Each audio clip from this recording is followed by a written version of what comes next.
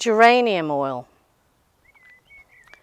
There are 700 varieties of geranium, and there's only one that we use in aromatherapy. And the family name of the geranium is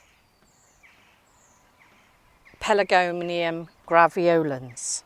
So Pelargonium graveolens is the only one that we use for aromatherapy. It's got the most amazing sweet aroma.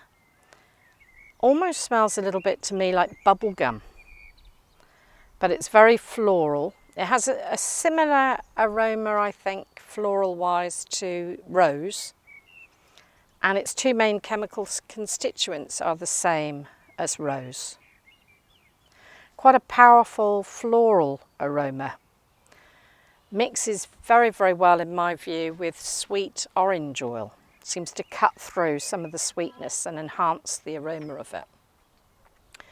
So geranium is very, very useful for circulatory conditions. So poor circulation, varicose ulcer, problems with varicose veins, anywhere that's poor circulation. It's good for wounds and cuts and bruises. It brings out a bruise in the skin. It's also very good for hormonal conditions, so particularly people who are premenstrual or suffering from PMT.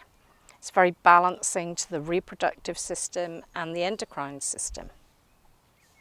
Geranium is also good for the skin, very good for skin conditions. It's calming, it's relaxing. And if you're attracted to geranium, it's usually because you have hormonal, cardiovascular, skin conditions. But it's also very uplifting and antidepressant in its aroma as well.